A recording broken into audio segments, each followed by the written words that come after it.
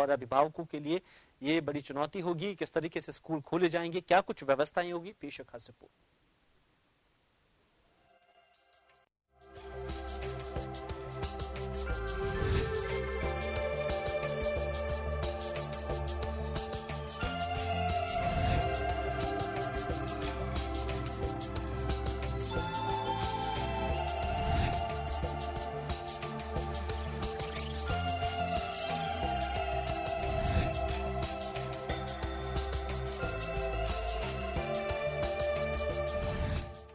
लंबे इंतजार के बाद आखिरकार स्कूल खुलने जा रहे हैं।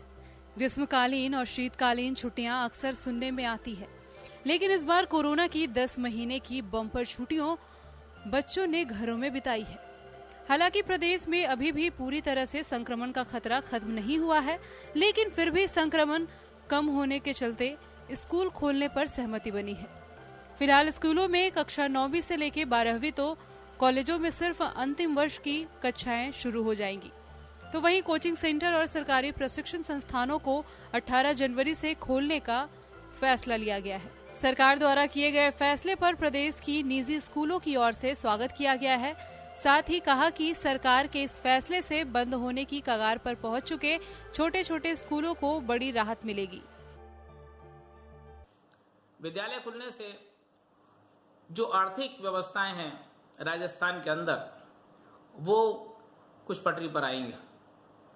आज स्टेशनरी वाले, पुस्तक विक्रेता, प्रकाशक, ये सब और बहुत परेशानी के अंदर हैं विद्यालय खुलने पर, और इनकी व्यवस्थाएं बनेंगी। कोरोना काल के बीच स्कूल खोलने के आदेशों के साथ ही अब तैयारियां भी शुरू हो गई हैं, लेकिन इसमें सरकार की ओर से गाइडलाइन भी तय की गई है, जिसमें स्कूल की उपस्थिति की 50% स्टूडेंट को एक दिन ही बुला सकते हैं।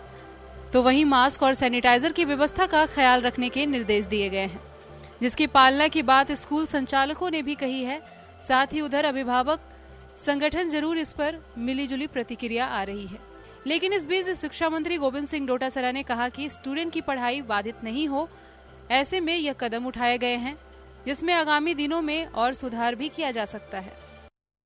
और जो विद्यालय में तैयारी है वो हमारी ये है कि सैनिटाइज करके बच्चों को सोशल डिस्टेंसिंग से हम उनको पढ़ा पाएंगे, ताकि वो अपनी बोर्ड की परीक्षा की तैयारी सुचारू रूप से कर सके।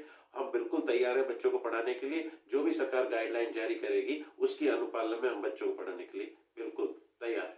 बच्चों की स्कूली शिक्षा में बच्चों के भविष्य के साथ भी खिलवाड़ नहीं हो, इन पूरी चीज़ों का ध्यान रखा जाएगा और बाकायदा सैनिटाइजर, मास्क और सोशल डिस्टेंसिंग सबकी पालना की जाएगी।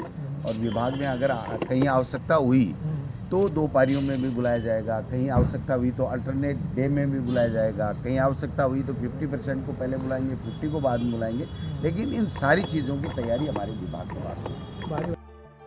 कोरोना काल के बीच देश भर में शैक्षणिक गतिविधियों पर सीधा असर पड़ा है। हालांकि इस बार ऑनलाइन एजुकेशन अवसर के रूप में सामने आए हैं, लेकिन ऑफलाइन एजुकेशन के मुकाबले ये फीकी रही। यही वजह रही कि स्कूल खुलने का इंतजार अभिभावक से लेकर स्टूडेंट तक के कर रहे थे।